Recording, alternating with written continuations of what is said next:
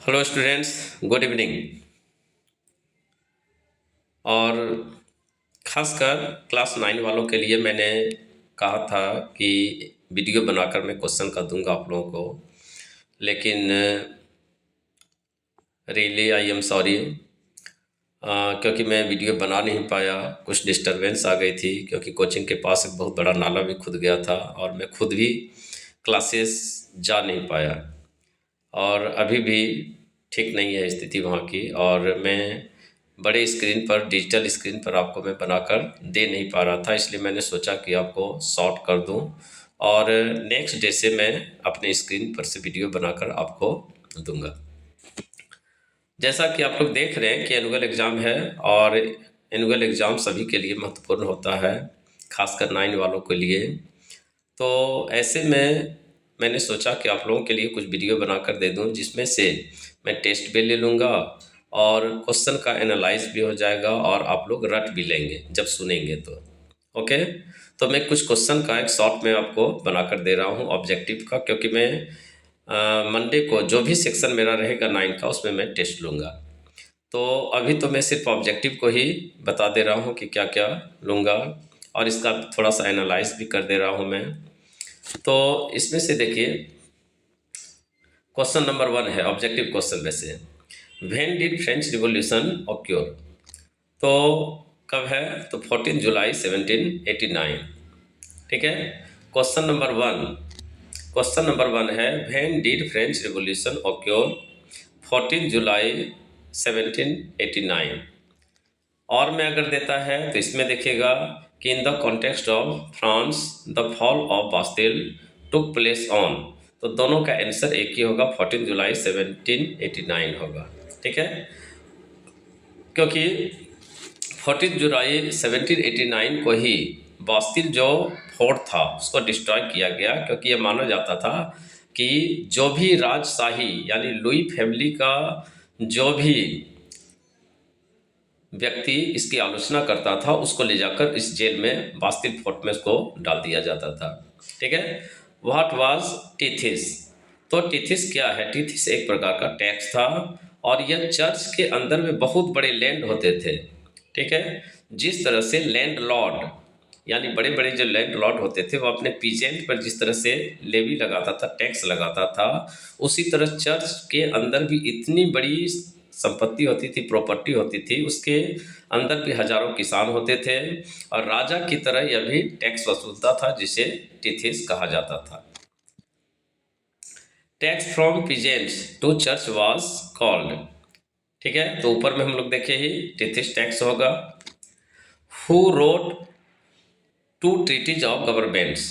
ठीक है, तो इस समय क्या था कि इस समय में मेनली फ्रेंच रिवॉल्यूशन में देखा गया कि कंट्रीब्यूशन ऑफ फिलोसफर्स का भी था, और फिलोसफर्स ने ही महत्वपूर्ण योगदान निभाया। किसी भी जो रेवोल्यूशन होता है उसमें फिलोसफर्स का बड़ा योगदान होता है। ठीक है, तो जॉन लॉक यानी टू ट्रीटीज ऑफ गवर्नमेंट के राइटर कौन थे, तो जॉन लॉक थे। Who wrote the spirit of laws. Spirit of laws की रचना किसने की थी, मॉन्टेस्क्यू ने की थी। Who wrote the social contract. तो सोशल कॉन्ट्रैक्ट की रचना किसने की थी, जेकॉब रूसो ने की थी। नेक्स्ट है, which period in the history of France is known as reign of terror. यानी आतंक का शासन किसके शासनकाल को, यानी किसके समय को कहा जाता है। ठीक है, आतंक का शासन किसके समय को कहा जाता है। तो आतंक का शासन कब से कब तक है, तो आतंक का शासन है 1793 टू 1794, यानी 5 सितंबर, जिस समय हम लोग टीचर्स डे मनाते हैं। ठीक है, 5 सितंबर 1793 से लेकर 27 जुलाई 27 जुलाई 1794 तक को कहा जाता है रीजन ऑफ टेरर कहा जाता है। Okay, whose rule in the history of France is known as reign of terror. किसके शासनकाल को फ्रांस के इतिहास में आतंक का शासनकाल कहा जाता है, तो मैक्सिमिलियन रॉबर्सपियर के शासनकाल को माना जाता है, क्योंकि इस समय में देखा गया कि इसने जैकोबिन क्लब को इस्टेब्लिश भी किया था, और माना जाता था कि इसकी फिलॉसफी यानी इसका जो ऑब्जेक्टिव था उसके अगेंस्ट में जो जाता था, ठीक है, उसे कड़ा पनिशमेंट दिया जाता था, उसको मौत के घाट उतार दिया जाता था। नेक्स्ट क्वेश्चन है, नेपोलियन वाज फाइनली डिफीटेड इन, कब? तो 18 जून 1815, ठीक है, 18 जून 1815 को डिफीट हुआ। किसके द्वारा? तो अलायंस ऑफ, कौन कौन था अलायंस में?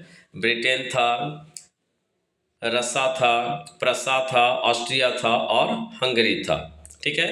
यानी कौन कौन था? ब्रिटेन था, प्रसा था, रसिया था, ऑस्ट्रिया था और हंगरी, इन सभी ने एक अलायंस बनाया, और अलायंस बनाते हुए नेपोलियन को वाटरलू के वार में इसको डिफीट कर दिया गया, ठीक है, हरा दिया गया। इसके बाद फिर देखते हैं कि इसको अरेस्ट कर लिया गया, और अरेस्ट करने के बाद इसको ऑस्ट्रेलिया के सेंट हेलेना आइलैंड में इसको भेज दिया गया। वहाँ पर लंबे समय तक यह रहा, और उसके बाद वहीं पर इसका डेथ हो गया। Okay, the ideas of ... and ... were the most important legacy of the French Revolution। इसलिए फ्रेंच रिवॉल्यूशन की लेगेसी क्या थी, ठीक है, इसमें देखते हैं कि फ्रेंच रिवॉल्यूशन में से 3 वर्ड उभर कर आई हुई थी जो मैंने बताया था, आपको क्लास में भी बताया था। तो इसकी लेगेसी क्या थी? तो इसकी लेगेसी में हम लोग देखते हैं लिबर्टी और डेमोक्रेटिक राइट्स, दो सभी के पास पहुंचा, ठीक है। और इसने क्या क्या दिया पूरे वर्ल्ड को? तो लिबर्टी दिया, फ्रेटर्निटी दिया, ठीक है, और इक्वलिटी दिया। तो यहाँ लेगेसी की बात है, इसमें हम लोग देखेंगे लिबर्टी और डेमोक्रेटिक राइट्स देखेंगे। What did the red cap worn by sans culottes in France symbolised? तो सेंस कुलोट्स क्या था? तो सेंस कुलोट्स था कि इसके द्वारा फ्रांस में जो एक सिंबलाइज था कि जितने भी डॉकयार्ड थे, डॉकयार्ड पर काम करने वाले जो लोग थे, उसको एक स्पेशल टाइप का ड्रेस दिया गया था जो पूरा का पूरा नीचे से ऊपर तक पहना जाता था, ठीक है। और इसमें देखा गया कि जैकोबिन्स क्लब जब आया तो जैकोबिन्स क्लब के लोगों ने सेंस कुलोट्स यानी यह जो घुटने के नीचे तक का जो दिया हुआ था पहनने का लिबास जो दिया था, उसको इसने बंद कर दिया। ओके, तो what did the red cap worn by sans culottes in France symbolise? तो इसका आंसर क्या है? लिबर्टी यानी स्वतंत्रता, यानी वह जो लिबास था उसको न पहनने की स्वतंत्रता इसने दिया कि कोई ज़रूरी नहीं है कि इसको आप पहनिए, यानी राजशाही का विरोध इसने किया। What was the literal meaning of sans कुलोट्स?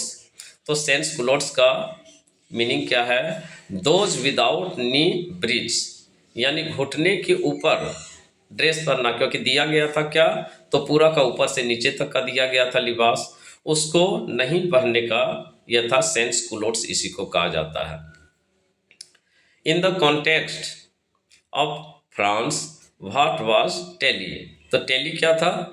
Direct tax था जो थर्ड स्टेट पर लगाया जाता था।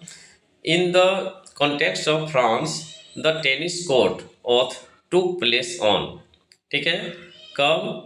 तो 20 जून 1789 को यह किया गया था। टेनिस कोर्ट में जाकर थर्ड स्टेट के लोगों ने ओथ लिया था, शपथ लिया था कि हम लोग राजशाही को यहाँ से उखाड़ कर फेंक देंगे। Who wrote an influential pamphlet called what is the third state? ठीक है, इसलिए किसने लिखा था कि what is the third state, यानी थर्ड स्टेट क्या है, किसने लिखा था? तो यह लिखा था किसने? रूसो ने लिखा था। ओके स्टूडेंट्स, आज मैं बड़ा वीडियो नहीं बनाकर दे रहा हूँ। ये ऑब्जेक्टिव का मैंने 15 क्वेश्चन दिया क्योंकि मुझे मंडे को टेस्ट लेने हैं। ये मंडे को तो नहीं, ट्यूसडे को टेस्ट लेने हैं क्योंकि फिर मंडे को बोर्ड का एग्ज़ाम है। तो मैं कल और परसों आपको इस चैप्टर का पूरा वीडियो, शॉर्ट क्वेश्चंस और लॉन्ग क्वेश्चन, सबका जो एनुअल के लिए इम्पोर्टेंट है उसका मैं वीडियो बनाकर दे दूंगा। ओके, तब तक आप इसको रीड कीजिए, क्वेश्चन को आप लोग रट जाएंगे।